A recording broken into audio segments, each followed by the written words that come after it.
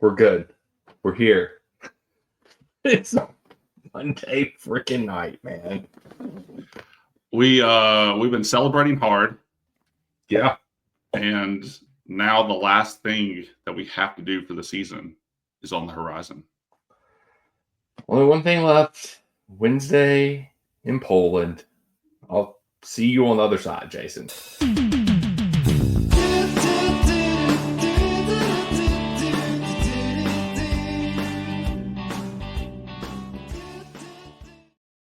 We're back. We're so back. Back to the Champions League we go. Oh, yeah. That's right.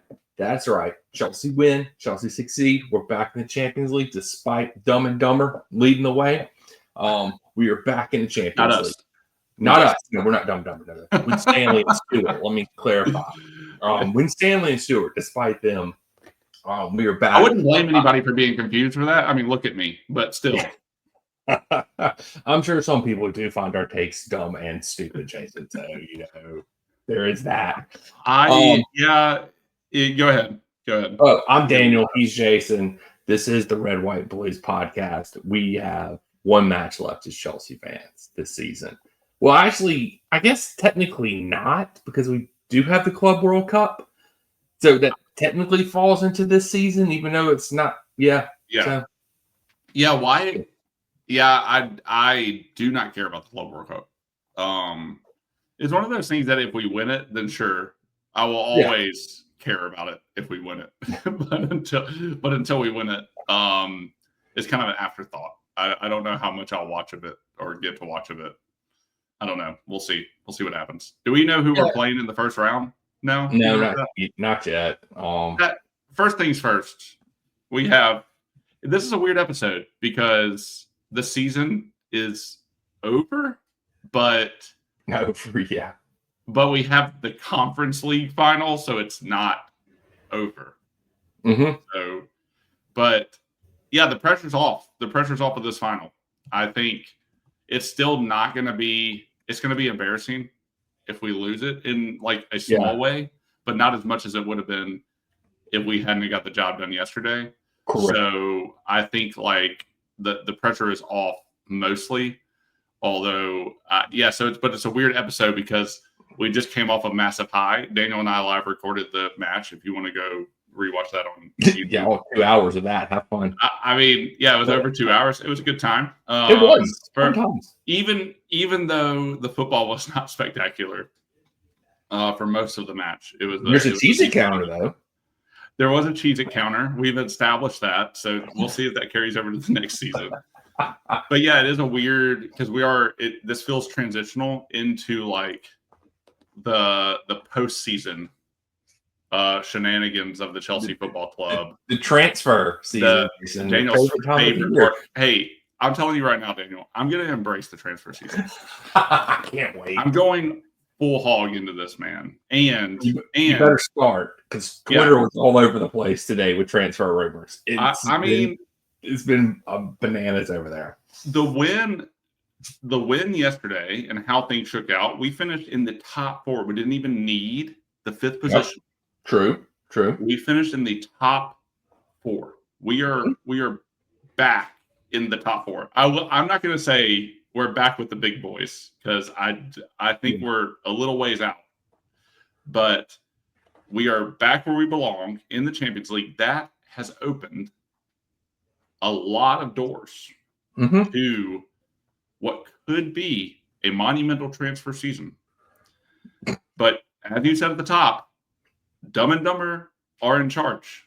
Yeah, they are. So, I think there is a lot to talk about. There's a lot to unpack. We can do it over the course of several wrap-up things. We can do it over the course of the transfer season. But there is a lot to talk about, but we do have one more game on the horizon. One more. Outside of the Club World Cup. Yeah, outside the Club World Cup, which is in June. So I was looking at our schedule, and we have 2 afternoon games and 1 night game. So it's like, okay, well, nothing's changing for us because it's always at 2:00 in the afternoon for us when we watch Chelsea play. But, I don't know. I mean, we're back here. I've been thinking about this today. I want to get your opinion on it because I know this happened a couple years ago. I believe it was I don't remember who was manager. It might have been the season before Tuchel got here. But I remember this vividly because we were just starting this podcast, and we finished in the top four to get Champions League, and then I believe Tottenham, and it was Arsenal or somebody. I don't know, one of them two. I think it was Arsenal. Finished fourth, and they were like celebrating it, like huge celebrations and everything like this. And us and the Chelsea fans were very snobbish and arrogant in our thing time, and we're like, "Oh, you're celebrating top four. We don't celebrate top four at Chelsea. It's what we're supposed to do. So we don't celebrate top four. We don't." I think even Lampard like made comments about it, and John Terry and stuff like that on social media. It was this huge ordeal. But yet here we are, Chelsea fans, finishing top four. Right. And there's not a dry eye in the place, and we are all celebrating it. And I don't know. I think it's just a testament to where our club was. Yeah. And what we've been through in like the last 3 years, 2.5 years since the takeover, and everything that we've been through, and like just how it used to be a given that we'd finish top four. And there's other factors that play into this. Like the league is getting better. Like the gap, it's more competitive now than what it was then, I believe. Especially when you see Liverpool winning the league on 84 points. And that's not even close to what would have won the league these last 3 or 4 or 5 years, So there's a lot of extenuating circumstances that are playing into this. But I find it unique and interesting just from a fan base, from Chelsea fan base perspective, because just a few years ago, we were looking down on teams celebrating top four finishes. Yeah. And now here we are celebrating a top four finish, just like they were a few years ago.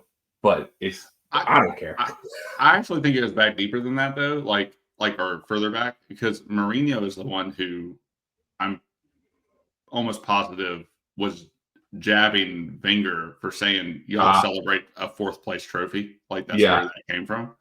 Okay. And so I think Arsenal, I thought it was a crazy stat. Is it like the last 3 seasons they finished second or something like that?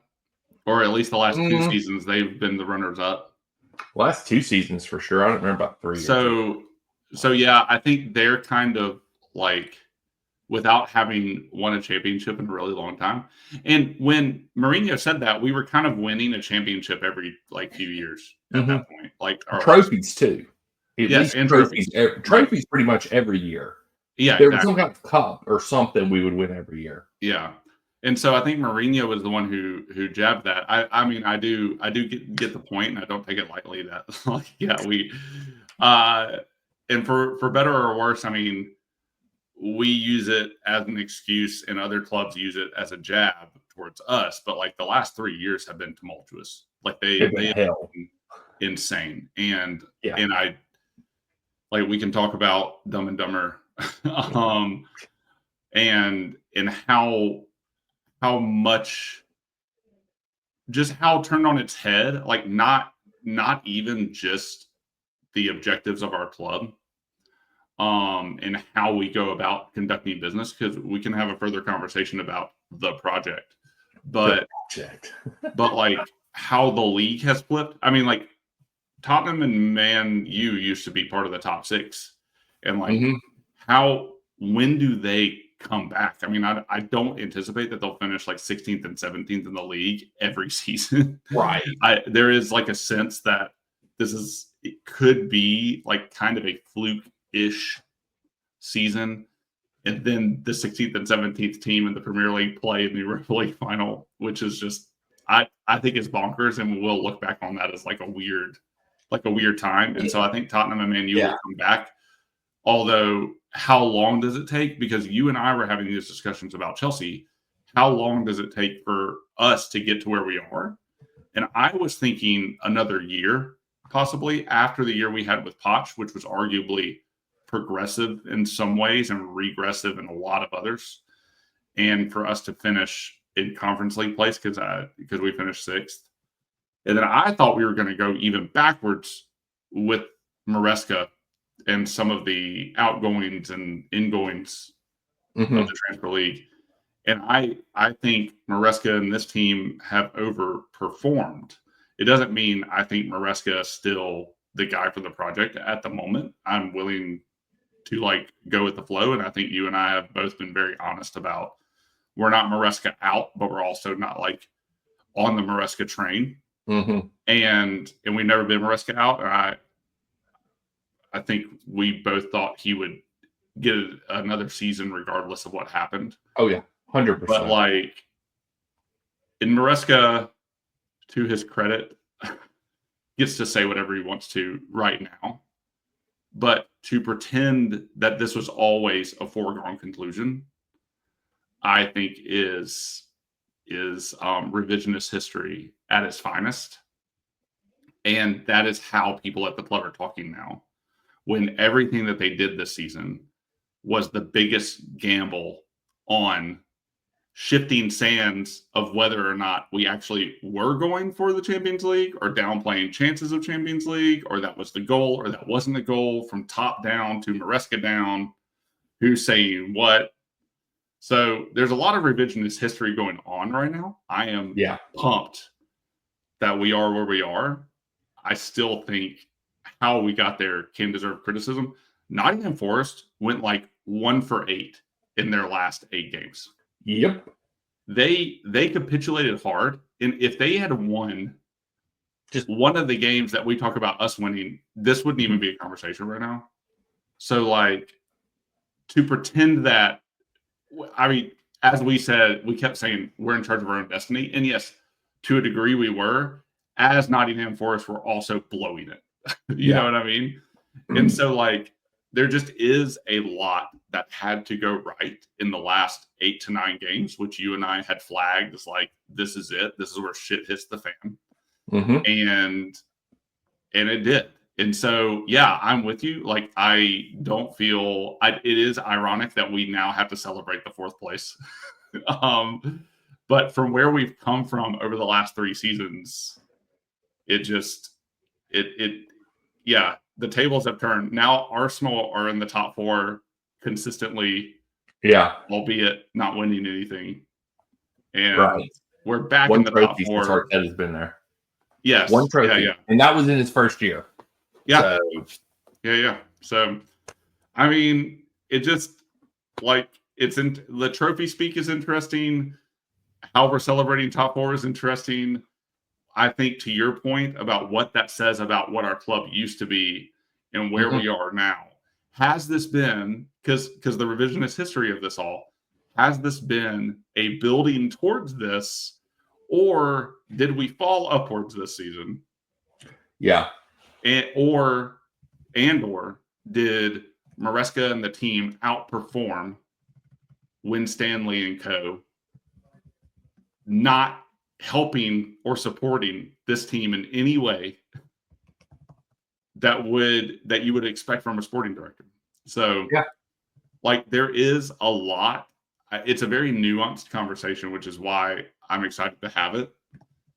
I don't think anything's guaranteed next season outside of our savior Esteval coming in. Right? But we still have to buy some key players, which is why transfer season will be great, but why Champions League matters. But for all the people to pretend that this is what we were going for the whole time before we got a shirt sponsor is bullshit to me. And all of this was a huge gamble. So to your point, it's a very nuanced conversation and absolutely ironic that we now have to be in this position. Yeah, it is. It's crazy. And I mean, you think about it, though, I just went and Googled it to make sure I was right on this. We literally have won more trophies than Arteta has at Arsenal in that same time period. We won the Champions League and the that's hilarious. Or the FIFA Club World Cup. So we've won 2 trophies since Arteta has been at Arsenal. If we win Wednesday, that's 3. 2 more than Arteta has won since he's been at Arsenal. So and we've had new owners, and we've had this huge transition period, and been unstable as a club. Like, and in that amount of time, even if you take out the 2 trophies that we won technically under Abramovich, his last 2, if we win Wednesday, we will still have the same number of trophies that Arteta has at Arsenal. Yeah. So that's hilarious. It is. I just like to take jabs at Arsenal whenever I can. But it is a very nuanced conversation because when you look at it, it's interesting because, like, we talked about next year, and I don't think next year is a given either because we'll be in Europe next year. And we talked about this a few episodes ago. I remember having this conversation about how we didn't think we had the squad depth for Europe. Now, however, we do have Esteval coming in. We have Paez coming in. We have Santos. Santos is coming back. Chuck is coming back from loan. Leslie's coming back from loan. Renato Vega, who will probably be sold. Petrovic is coming back from loan. So we have essentially almost Joao Felix is coming back from loan. Axel DCC is coming back from loan. I mean, some of these players will probably sell, and hopefully, especially the DCCs and the Felix, and some of those. Yeah. But my point is that we do already have talent coming in for next year. That will contribute to the squad. Right. So, we're going to lose Kuku, who didn't play half the damn season. We might lose, we're going to lose Sancho. He didn't really contribute any this season anyway. So we do get Sterling back, Oh, woohoo! Great. And we get Kepa back. Don't forget that. Well, Kepa did have a really good year this year. So I mean, talk about irony. Yeah, talk about irony. Yeah, he had a decent year this year in the Premier League. So, but I mean, the point is that we still are at minimum 2 signings away. I would argue 3 because I don't know. I'm okay with Petrovic coming back and getting the start, but if I'm fine with that. The transfer rumor did drop today that some clubs in the Premier League do believe we might want to sell Robert Sanchez this summer, Jason, and cash in on him because he did have the highest save percentage in the Premier League this season. I mean, that's crazy. Anyway, we talked about it yesterday, and it's interesting that Maresca changed his tactics toward the end of the season, and we talked about this yesterday on the live stream about how he wasn't letting Sanchez play the ball short. It was we weren't really playing out from the back, and I really believe that was because he realized Sanchez is a liability when you're playing out from the back. Yeah. So if Maresca wants to continue to play that way, Sanchez can't stay. Yeah. Because he goes from in the middle of the season telling Jurgensen you're going to be benched if you play the ball long to literally that's how we played at the end of the season, which I'm fine with because Sanchez is a liability with the ball at his foot. Right. And it worked out. Our defense improved. We didn't concede as many goals. Like, our defense vastly improved in the second half of the season from where it was at Christmas and conceding all those damn goals. Like, down the stretch, it was valuable. Sanchez is a good shot stopper. He's just terrible at distribution and terrible at playing with the ball at his feet. So you got to decide what you want. Go get a new keeper. We got to have a striker. Somebody that can score goals consistently. That's not going to get pointless red cards for throwing elbows in people's faces with 3 matches left in the season. We need and we don't need another young freaking striker. Like, I'm not even going to that side. But yeah, I feel like we need a center back. I want although when Fofana was in, he was good. And if I knew Fofana was going to be healthy, I would be fine with Fofana and Colwell. I just can't trust Fofana because of his health. Like, that's the thing. Right. It's like, you can't really trust Fofana because he hasn't been healthy in God knows how many years. Right. So, it is. Yeah, Fofana's kind of our tax haven player that we thought Lavio was for the first season. Yeah. I mean, I think I don't know. I think with the talent we've already signed and bringing in, we'll be fine, maybe depth-wise. Mm-hmm. But I still feel like we need some signings, and plus we actually have money now because we're going to the Champions League. By God, we're going to have a front of the shirt sponsor next year. We got the Club World Cup or whatever the heck it is this summer, whatever that damn tournament is. We got that this summer that we get money from, regardless of what we finish. Yeah. So there is a lot to look forward to, punctuated by a lot of question marks. Yeah, definitely a lot of question marks. I don't know. I mean, and that's the thing. Is like, do we trust Stewart and Stanley? No. I mean, that's fair. I don't trust them either. I have more sporting directors out than I am Maresca out. Yeah, 100%. I will attribute this to Alex Goldberg. He's the one that said this. He's like, there's no point in having a conversation about firing Maresca if the sporting directors don't go too, because they're going to be the ones choosing the new manager. And I agree with that. Like, there's no point in firing Maresca if you're still going to have those dumbasses running the club and doing transfers and stuff like that. But I don't know. And hey, look, I'll be the first to admit I'm not the biggest Maresca fan, and yet I still want him to become. I would love for him to become a generationally successful coach that came out of nowhere, that was spotted. And then we'll have to give Stewart and Winstanley some due if he does become that, which is fine. Like, I want everybody at the club to be successful.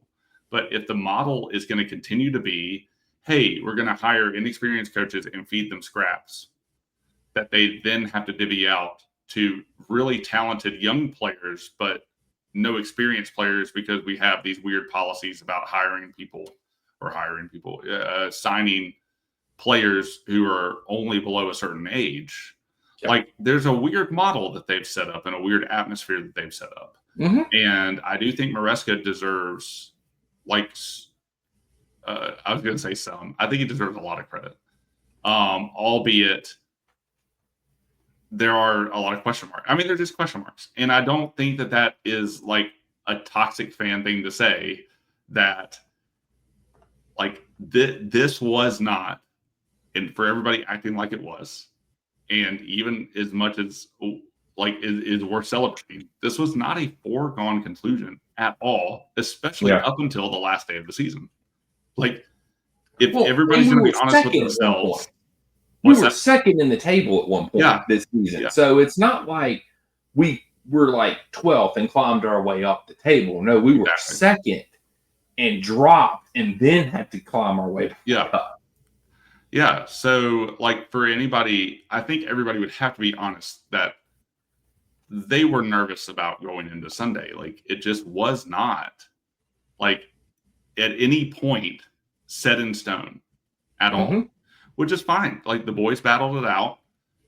For Maresca's telling people to F off now, which is, he did. Like I told you at the time, I was like, he deserves to say it now. He does. He deserves to say it now. It could have easily just as went the other way. We had two very scrappy 1-0 wins here at the end of the season for this to have happened. It could have easily gone the other way.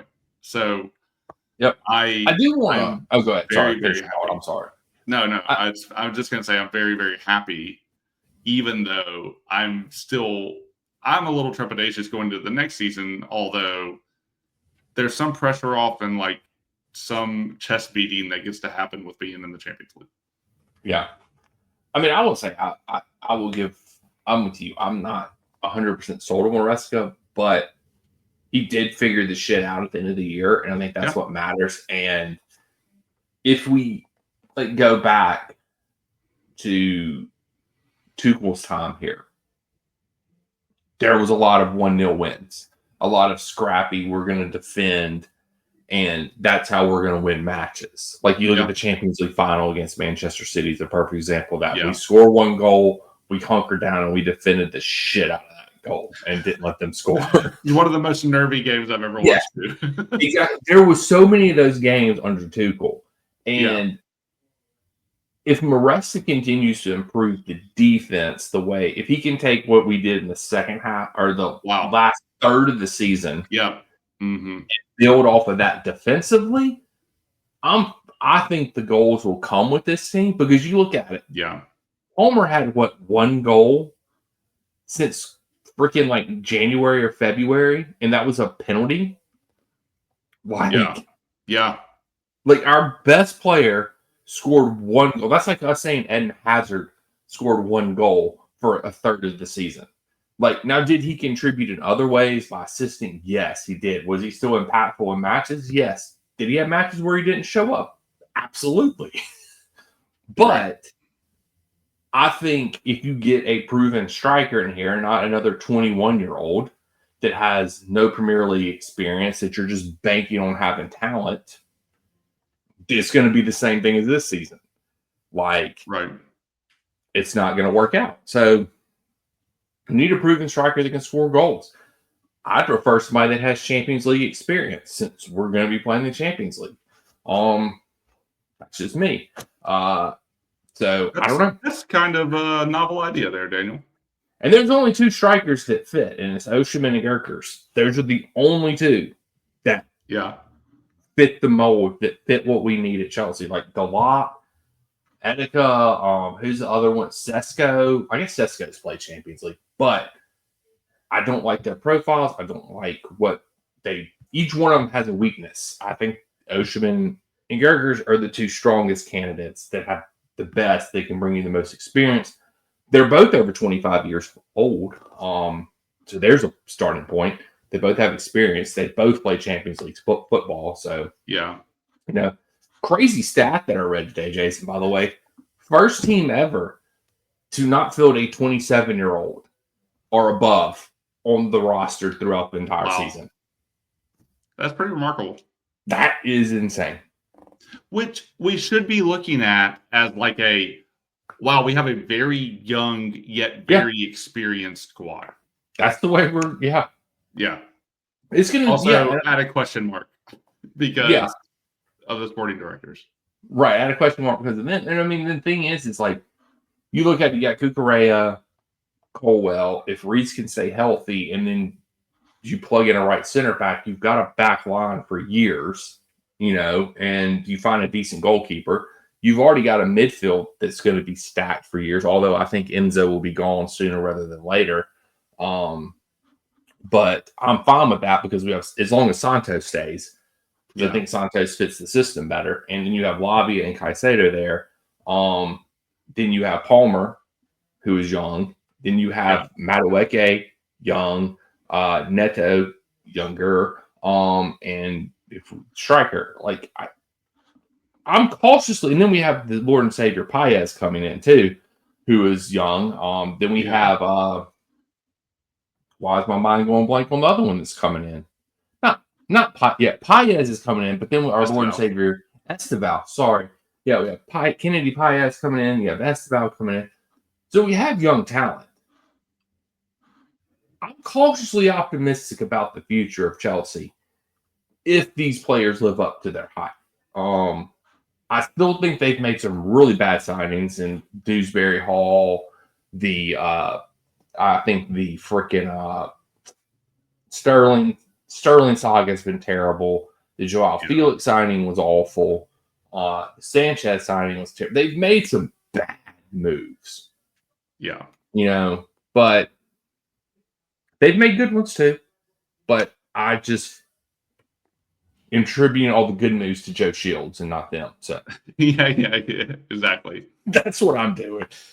I don't know, but we're setting up nicely for the future, and I don't know. Like, realistically, I think we're going to be in the same spot next year because I really honestly do think it takes experience to win the Premier League, and it's going to take 2-3 years of this core team playing together to gain that experience to then turn that into a Premier League title.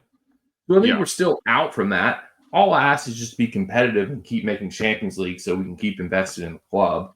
That's all I care about. Maybe we'll get a new stadium in the next 20 years. Probably not. Oh man, would But- that be? I don't know. I used to want a new stadium, and then I went to Stamford Bridge, and now I don't want a new Yeah. stadium. Well, look, number one, I mean, like, I think they're going about this, which they haven't really done a lot, to be fair. Like, all the rumors about them wanting to move the stadium and stuff like that, like, Yeah. they haven't even talked to the CPO. Like, Right. you can't move the stadium without their approval because they Yeah. own everything. So you Yeah. don't get the Chelsea name, you don't get the badge, you don't get anything if you don't have their Right. approval to move the stadium. So it's pretty simple, and they haven't had conversations with them. So I feel like they're Yeah. already started off on a bad foot. Yeah. And from watching Welcome to Wrexham, and from when we tried to renovate the stadium the first time under Abramovich, Right. when he was here, what I've learned is that I thought America had red tape laws when it came to building stuff. But apparently London is even like a million times worse. And Britain is in Wales are a million times worse with red tape laws than America is. And I thought we were terrible at that. So it's just like we're going to jump through a million hoops just to build a freaking new stadium. Couldn't build the one Abramovich wanted because it wouldn't let enough light into people's houses during the day. Like, I mean, it is a pretty residential area. I know. It's like, and I mean, I get it. It was a giant, it was really cool looking, but I understand, like, yeah, I can see how that's going to block some sunlight out of some people's houses. Yeah. But we need a bigger stadium because we are on the mid-size, medium-sized stadium, and we're going to be a big six club. I mean, we need that extra revenue. So right now we're having to bootleg. What is it? What's the daggum resale ticket site that Todd Bowley owns? Live Nation. Yeah, Live Nation. We're having to sell our tickets through Live Nation just so we can make enough money off of them. Bootleg them through there. Dude, I'm just looking at like a few things. We had 7 clean sheets in the last 19 games. We had a total of 11 clean sheets on the season. That's impressive. And then we didn't lose a Premier League home game in the second half of the season. The only loss came to Warsaw at home in the Conference League. And I'm pretty sure we only won like maybe 2 on the road, though, in the second half. That is true. Yeah. And the second one was the last match of the season. So, but our away form in the first half of the season is great. Right. It flipped. Yeah. In the second half of the season. It's crazy. So it is. And like that's what I'm saying. I feel like this is like how it sort of felt at the end of last year with Poch. There was building blocks there to build off of. And they didn't let Poch build, which it wasn't going to work anyway because Poch loved calling them out and they didn't like hearing that. So I understand why they parted ways. I get it. Hey, and we weren't super Poch fans either last season. No. So we weren't. Yeah. We were, and that's the thing is like I'm more a Maresca fan than a Poch fan, but at the same time, it's like I didn't necessarily want Poch gone because it's like who can we get better? Well, we got Maresca, and he obviously got more points and finished the Champions League. So, hey, that's progress, man. That is progress. Progress was made this year. So, can he build off of that? Yes. Next year is the question because Tottenham Ainge is going to win everything in his third year. So, we just Tottenham league next year. They're going to win the treble, probably the Champions League too. So, Daniel, high or low, Ainge is out by December. It's probably out by I don't know. I mean, to be fair, I will say this about them. They had a shit ton of injuries this year. That's like true. They were us like 2 years ago, where we were just like injury ridden, like nothing. Yeah. Like I'll give that to them. I mean, they weren't like Man United, who didn't have a lot of injuries, were just pure shit because they have shit players. Like they were shit because they actually had a lot of injuries. And it was funny that somebody brought this up today. I think it was on Reddit. I was reading. It's like, why did the bottom 3 teams have to be so shit this year? Like, and like, why could they not challenge Tottenham? Because Tottenham, like, they were like, any other year, the bottom team is going to, like, somebody could just challenge Tottenham. And I they hadn't thought about it that way. That would have been absolutely incredible. It would have been. And they were like, they would have been playing Champions League football from the championship. Oh man. My heart would relish. Absolutely relish that. Yeah. And I mean, that's the thing is like, I feel like this is the new norm too. It's just like 3 up, 3 down. Like it's going to be so hard for us. Like when you look at the 2 teams that finished 16th and 17th in the Premier League this year, United and Tottenham. Yeah. But they were never in danger of being relegated because the 3 teams below them were just complete shit. Right. The gap between the championship and the Premier League is insane. So somebody was like, if Leicester just could have won 5 more games, Tottenham would have been. And they brought up a good. If Leicester could have won 5 more games. That's the thing. Is like, and they brought up a good point. I never thought about this. Is like, Ainge realized that none of these 3 teams were a threat to him. So he really started concentrating on Europa and not the Premier League, and started rotating his squad more and got some of his players back that he needed, and essentially just threw the Premier League season to try and win a European trophy, and it worked. But he couldn't have done that on a normal year if the 3 teams below him weren't complete shit. Yeah. That is incredible. Like, that is an adaptive strategy. Yeah. I was going to ask the question, and this is a good lead into it. Who, say we win the Conference League on Wednesday, who's the more successful London club on the season out of the top 3 London clubs? Us up the top, obviously, and then Arsenal and Tottenham.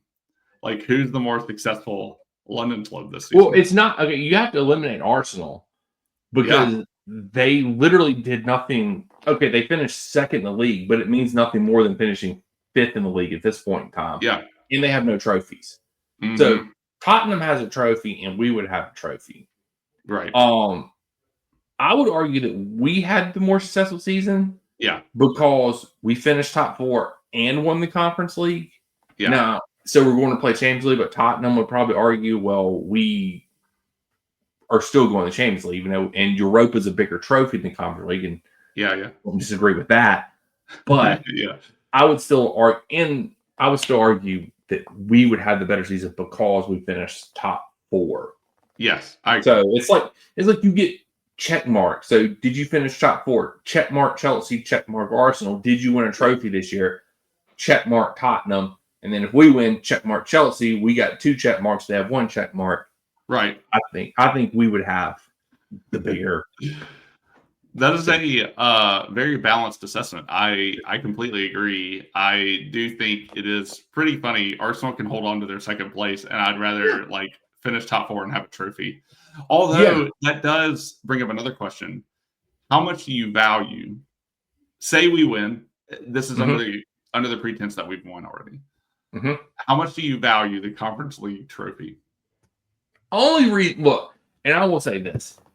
The only reason I want the Conference League trophy is so that we can literally hold it over every other European club's team. We're the only European treble winners. We're the only damn team that can say that. Yes. I don't ever want to play in the Conference League again. This is the only time I want to play in Conference League, and I want to win it so we can get that trophy and never have to go to that shitty ass money grabbing tournament again, because it's the stupidest made up shit by UEFA just for money. And I hate it so much with every fiber in my body, because I hate all these stupid tournaments every summer that are just money grabs from FIFA. And that's exactly what this is. It's just a freaking money grab from UEFA so they can get more money in their freaking pockets. A bunch of rich bastards. And I hate this I hate it with every fiber in my body, but I want to win it. Yes. No, yeah. I want to say we're the treble winners. is the Conference League a major trophy? No, I consider it lower than the FA Cup. Put it that way. I would consider the FA Cup above the conference. Maybe you can make an argument that the Carabao Cup, the shit cup, the cup I don't give a shit about, might be bigger than this trophy, just because the level of competition is better in that tournament than it is in the Conference League. Yeah. Although we've shit the bed in the Conference League quite a few times this season. I agree with you. I probably don't rate it as a big trophy unless we win it. Exactly. It'll count as a check marker at the end of our season, like you said. Yeah. And then it's like the Community Shield. Yeah. If you're not playing the Community Shield, it's a shit trophy. But if you win it, you tout it to everybody. You're like, oh, we're the Community Shield champions. Woohoo! You know What's crazy is about the Conference League is I almost see it as a consolation prize for the last 3 years just being such shit. And like if we go win it right, like every other team, to your point, I want the complete set. Exactly. And now that we have a chance to win it, I am 1,000% on board. And we've talked about this from the beginning. Like we've been going for the set this entire tournament. Yeah. And with the tournaments set up the way they are, where teams don't drop down, which I was listening to Robbie, the Arsenal guy, talk about how I thought this was a pretty good point. Although I know you're going with this. I know they're jabbing. Yeah, with the teams not dropping down, that competition becomes a little less, not a little less, but a majorly not competitive. In the same way as it was when we won, which I was like, the whole time he was arguing this in defense of Arsenal season, like you said, I think there's a little bit of pride in Tottenham having won a major European trophy. Yeah. And the other London teams getting upset about this, but we have a chance to win a major European trophy, and we've done it in seasons where this is pretty much, or this is the inaugural season of the Conference League, or that was no. Conference League is the inaugural season of teams not dropping down. Okay, this is the first year teams haven't dropped down. Yeah, it's the group stages that are kind of gone. It's like one big thing. Yeah.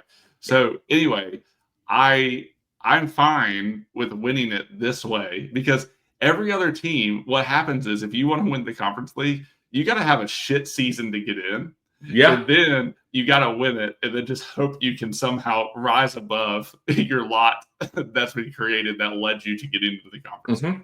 So I would rather never have gone to the Conference League. But now that we're in it, we will have a record of the whole, and it will be one of those things where, yes, we've won every single European competition, because we have. Like, we've won every single European competition. Everyone. We're one of the only clubs in the world, if we win this, we're one of the only clubs in the world who have won even the older ones, right? Yep. And so we will have won every single one. And it is nice just to be like, hey, we won every single one. But then the retort is, yeah, but you had to go to the Conference League to do that. Exactly. I am like 1,000% yes. To us this season, it's a major consolation trophy that I think, it's still not a foregone conclusion in the same way the last day of the season was not, as much as people want to pretend. But if we win it and everybody wants to revisionist history this and be like, hey, there was no doubt F off, then sure. Say what you want to say, because like I said earlier, I do think Maresca and the boys have earned the right to say whatever they want to say about the season right now. So they have. If you do what the pundits say you shouldn't do or couldn't do or wouldn't do, you can say whatever the hell you want to say because you did it. Exactly. You're essentially flipping the proverbial bird, which is what Maresca said in his press conference. Like, how do you say it? F off. It's exactly. And he has every right to say that now because he did it. You don't do it, they're right. Yeah. But you do it, you can throw it back in their faces all you want to. That's your right to do that because you proved them wrong. Yeah. And, but I mean, the Conference League, like, I don't know. It is like, I knew where you're going with that Arsenal. Like when you said Robbie was saying that, I know, this is going because, Like, we can say we won Europa League when it was actually hard to win Europa League. Like, Right. when it was actually a real competition. Yeah, You know? exactly. So, and like Conference League is what it is. It's a shitty competition with shitty teams in it that I don't even know where the hell they're from. Like, we literally had a segment on this podcast about guess where this team is from because we didn't know.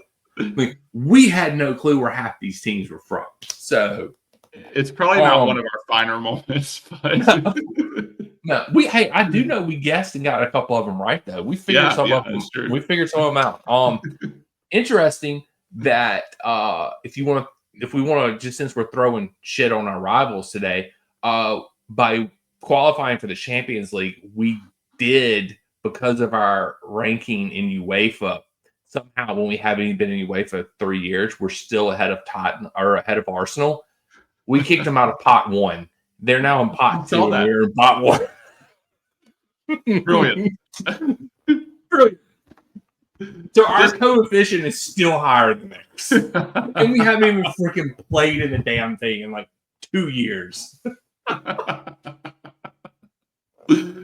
That is like a pretty big deal. It is. It is a huge deal. Look, Chelsea Twitter was flying that flag high after we won. They were waving that flag high. Like, we're in pot 1, Arsenal's in pot 2 now. So love that shit. I do too. Which is why we're in the freaking tournament this summer, because our coefficient in Europe is so high. Even though we don't ever, whatever. So yeah, I mean, I'm really, going to brush up on the new Club World Cup. I don't know. I don't know anything about this new system, and I've been ignoring it for the most part. You talking about Champions League? The Champions League system? No, the Club World Cup system. The Club World Cup system's like groups. But it used to be the winners of each conference got together and played a little tournament. Oh yeah, now they got like the Saudi clubs are in it. Yeah. Their South American clubs in it. It's not just it's actually like a Club World Cup now, because it's actually got, But like, I know, like, because the winner of the CONCACAF Champions League makes it, but they get more spots now. The Saudi League gets spots now. It's a bigger tournament now. So I don't know. It's an interesting. I never think FIFA are making changes to the tournaments for the better. I always think they're making it for max profit, right? So, yes, 100%. That's why if there's ever a change to a major FIFA tournament, it's for money. Yes. It's like the women. I think the Women's World Cup is going up to, like, I don't know, 48 teams or something. They're adding teams to the Women's World Cup. I'm like, there's not even enough competent women's teams in the world to add. Like, you should be reducing the number of women's teams in the World Cup, because there's only so many teams that are competitive in the women's side. Yeah. Like, and it like on one side of the coin, it's like, yes, you are opening it up, and in a way that is better. But then, yes, like, but is it better for the competition? I don't know. It's better. It's not better for the representing a lot of countries, but is it better for the actual competitiveness of the competition? Yeah, maybe you can make the argument that maybe some of these, but my cat, it's weird. So, like, yes, so some of these smaller countries would get a team in.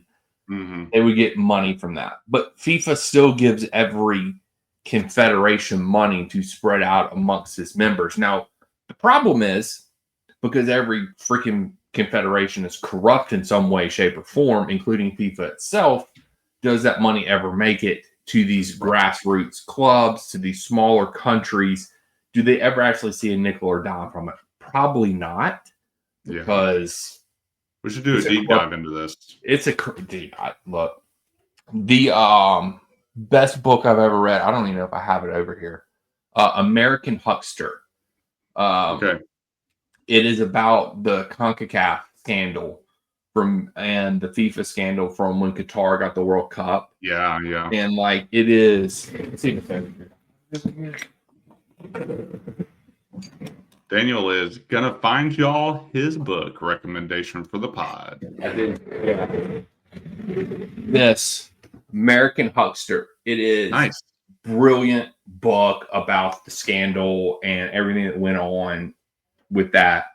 It is, yeah, it is crazy. It talks about the envelopes, that appeared outside the people's doors at night, when they were trying to vote for Qatar. But it talked a lot about CONCACAF because the guy, Chuck Blazer, that's a lot of his interviews, what the book's based off of, he was in CONCACAF. So he tells you a lot about the corruption that was going on in CONCACAF at the time and everything like that. So just great book, phenomenal book about corruption in football. Excellent. Yeah, I'm definitely going to read that now. Yeah, it's a very good book. I need to reread it. I read it years ago, but I hadn't read it in a while, so I need to reread it. We can do a book club this summer, Jason, and we can read it. I'm with you, man. We're same wavelength. Yes. Yep. I love that. That'll be behind our paywall on our Patreon. No. Yes, for all none of you that want to pay to see more content from us. That's okay. We're gonna make it worth it. We've got all summer. We're back in the Champions League. That's what this is about. One more match this season. We've been talking about the Conference League. So let's make our predictions. Real Betis. Yeah. I would say that the two best teams in the competition are left, in the competition right now. Real Betis got lucky and La Liga let them play their final match early.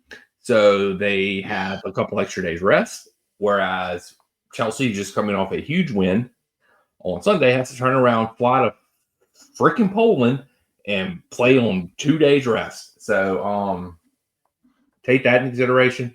Morales has already said we're going to rotate the squad. I mean, he doesn't really have a choice.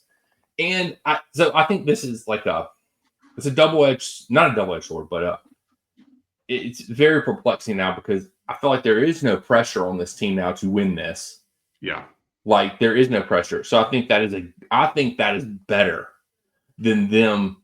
If we did not make top 4, I think the pressure would have crumbled this team, and this would have probably set us back a whole nother year. But the fact that we've already made top 4, I actually feel a lot more confident about this match going in.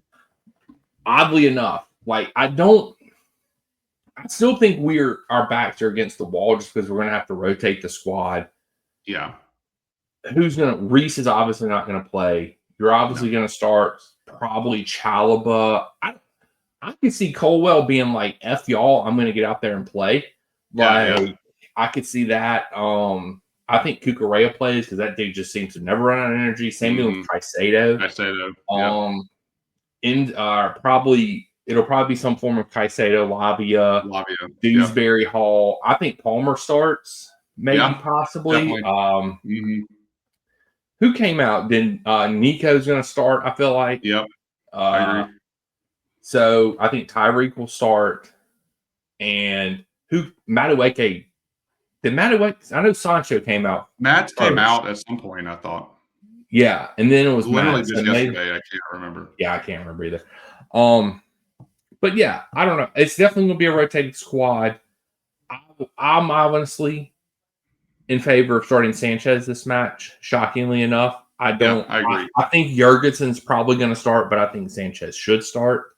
Yeah, just my opinion. Because I think Maresca already came out and confirmed that Jurgensen's going to start. Yeah, that doesn't confirm it before even the Nottingham Forrest game because he said he's been playing all the conference leagues and he's not going to change that now. That's fair, and I understand that, but if you're trying to win, I feel like Sanchez does give you a better shot at winning. Shockingly, because Jurgensen isn't great, Sanchez I think is a better shot stopper. So I don't know. I think either we win or we get embarrassed. One of the two things is going to either we're going to win or we're just going to get flat out embarrassed 3 or 4 to 1. It's going to be bad. And then all the Chelsea fans are going to have to cope with it in some way. And, whatever. But what's your any thoughts on the Conference League finals, Jason? No, I think you broke it down pretty well. I mean, we have to rotate. We had to go full force for the Nottingham Forrest game, understandably. And we've only got essentially 2 days rest here. So I think he will rotate, and then he'll probably, I would imagine, sub a few people in a little earlier, depending on how the game's going. Earlier than normal, depending on how the game's going. Just to allow for some players to get a little bit more rest. I don't know how much James gets into this. I just he's the one that might not get in, but yeah, I can see anybody, James coming in as a super sub in like the 80th minute or something. Like, so yeah. He might even put Sanchez in there. I don't know. He's going to go sub crazy.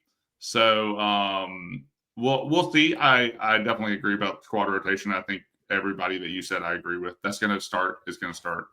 And so I think it's just one of those where I think Real Betis did finish 6th in La Liga this season. And so there was a little bit of, we were kind of neck and neck with them in our own respective leagues. But yeah, they finished 6th on the season. So at least we're playing the 6th place team in La Liga. And they were 6th by 10 points. So 5th was 70 points. So, and they're 5 points above 7th. So, I mean, it is like a mid-table team, essentially. But I think, like, we still have our work cut out for us. Oh, yeah. We definitely have our work cut out for them.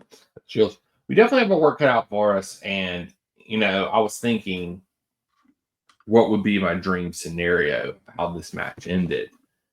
And it can't happen, and I realize that, but I like to fantasize sometimes. And my fantasy is this match would go to penalties. And then you would look at Maresca, and he would motion for Jurgensen to come off the pitch. And then Jurgensen would start walking off the pitch. And then out the corner of the fans' eyes, as we're watching Maresca, all we see is Willie Caballero ripping off his jumpsuit and putting on a jersey and coming on to save every penalty that Real Betis tries. And we just skunk him in the penalty shootout because Willie comes off the bench.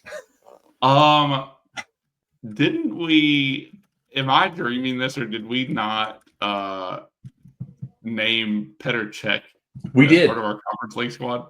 No. We named him part of the Champions League squad. I just went and looked up our Conference League squad to see if Willie just by chance was on there, and he was not. Okay. So I was just by chance. Why did I think about that? I guess it might have happened at some point. We registered when Cech was the whatever he was doing at Chelsea during when Tuchel was here. He was part of our Champions League squad. Whatever because we had Mendy, right, Kepa, and Cech. That was our goal. Man, brilliant. Love that. But yeah, I love that dream that you had. You're kind of getting some insight into what I might predict. So okay. Is that the way you're going to go with this? Yeah. So I don't know. It's I've debated whether this match will go to penalties because I can see it going that way. It's I don't. And the thing is like I'm not going to sit there and act like I know how Real Betis plays. Right. I have no idea. I know 2 Real Betis players, Isco and Anthony. Those are only 2 Real Betis players I know. Couldn't name any more. Don't know who their coach is. Yeah. Isn't it somebody? Isn't their coach like? Hold on. Who's their coach right now? Oh, dude, their manager is Pellegrini. Okay, Pellegrini. I knew it was somebody I knew. Yeah. I knew I was like, oh, so we got the battle of ex-Manchester City coaches here. With this one. So yeah, it'll be interesting. Like I said, I don't know if they sit in a low block. I don't know what format. I don't know anything about Real Betis. Yeah, same. So the best I can do is just guess, like I always do, in these match predictions because Yeah. I will add one more thing. Finals tend to not be like super goal scoring showcases. True. So I think I'm taking that into account as well. Yeah, I agree with that. I mean, obviously you look at Man United and Tottenham, one of the worst finals ever played. And I mean, that's what you'd expect. Yeah, it's about what you would expect from that final. Tottenham Yeah. somehow scores a goal, and United can't score a goal because Yes, exactly. anyway. Yeah, I don't know. I'm going Yeah, ridiculous here. I'm going ridiculous. it's gonna one of two. I don't know. I said what I just said, and then you're gonna hear my prediction and be like, Jason's full of shit. Are you? I'm gonna. You're ready? No, I'm not. I'm debating between two things. I don't know which Yeah, one I I'm gonna have. go with. I had a couple scenarios, but I'm just gonna lay it on the line with the one I got now. Okay, I'm gonna go with this just because I don't want to put bad juju out in the universe. All right. So, all right.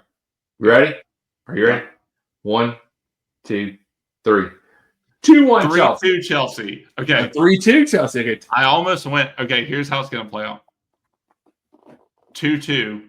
We go into extra time. Yeah. We scored the third one in extra time. Almost did 2-2 pins. Okay. Started out at 2-1, and then was like, no, I bet you anything we draw. I was debating between 1-1. Yeah. And going to pins and us winning on pins. So, yeah. All right. So let's make a predict. Let's do pin predictions in case we go to. Is a bonus in case we go to penalties. Yeah. We do a pin bonus. Yeah.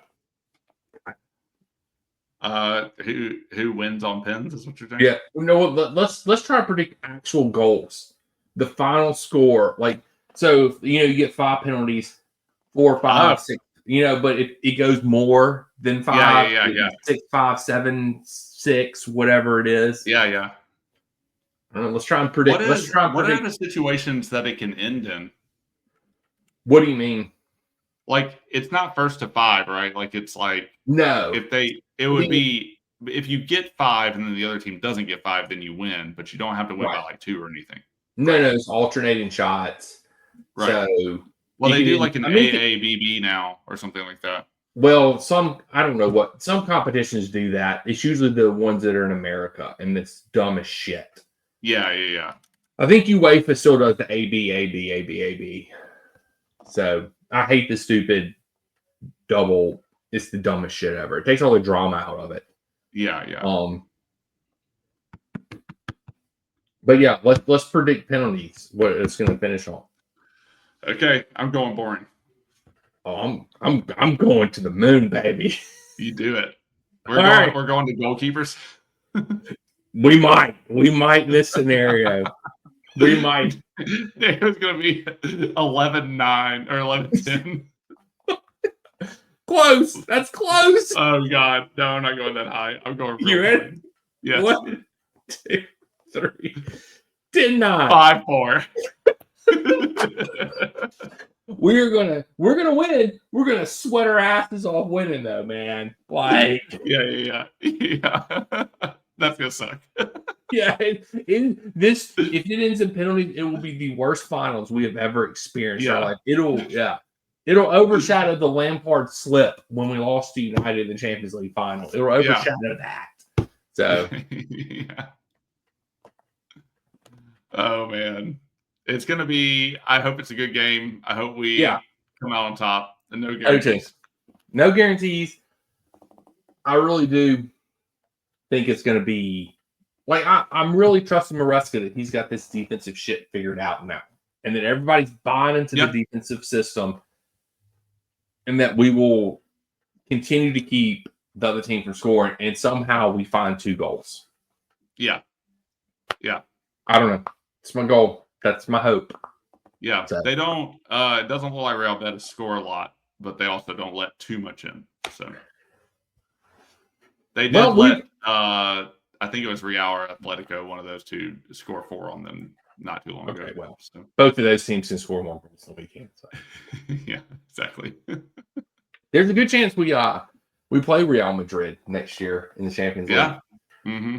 Let me see if I saved. Did I save that?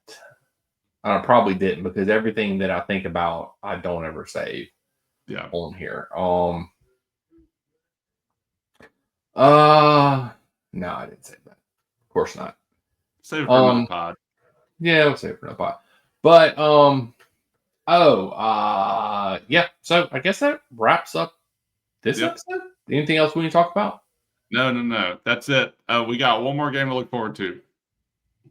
And then we get to analyze the season. We do get to have an end of the season episode. Are we going to do a pod Wednesday? Maybe. Maybe. Okay. We'll talk about it. Yeah. After the conference league. Yeah. It all depends on your asshole coworker, I'm sure. That is true, actually.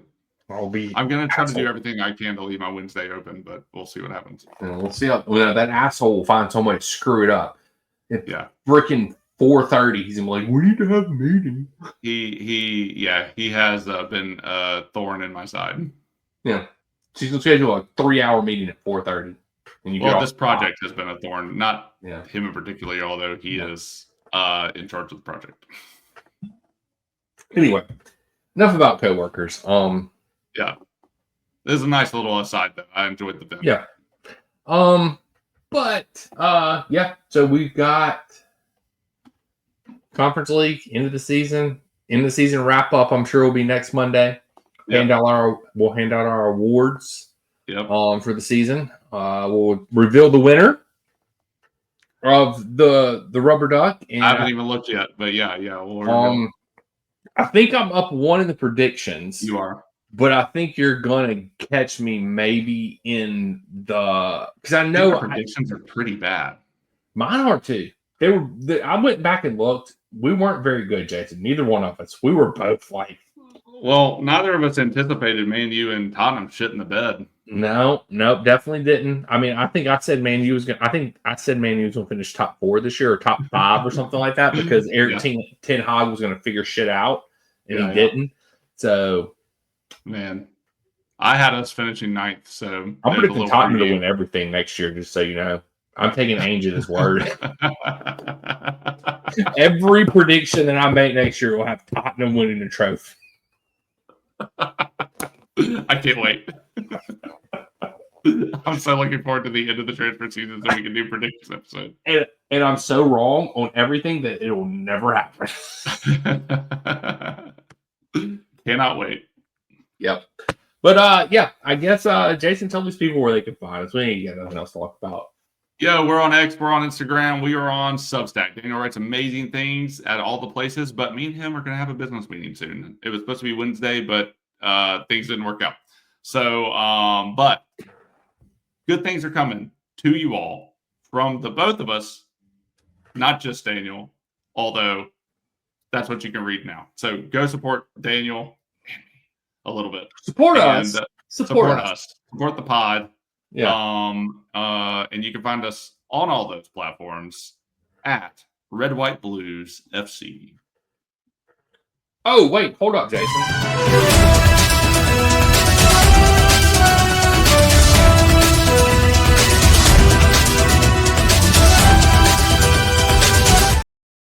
It's just a joke. I'm just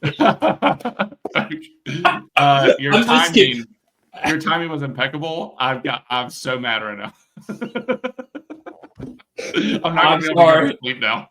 I had to do it. I had to do it. No, there are no transfer rumors. I just had to do it to mess with Jason because I know he hates that music. He hates that segment. He hates everything about it. But no, I just messed with you. There are no we're not going to dive into that tonight. That was well played. I will never forgive you.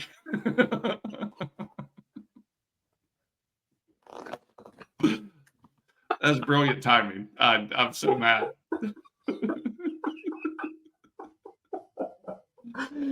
Oh man! I've never been more angry in my life at you than just now. I love that when we came back, it was just. I had to flip you off the correct way. The correct way. Oh man, I was watching wrestling last night. Mm-hmm. One of the wrestlers was doing this. My wife's like, "Oh, is he doing the English flip off thing?" Like, yes, he is. Yes, because he's from there. It's way better. Yeah. Yeah. Oh, he's from there. Yeah, he's from there. So I was like, give him one of these. Yeah, it's proper. It's proper. proper. Yeah.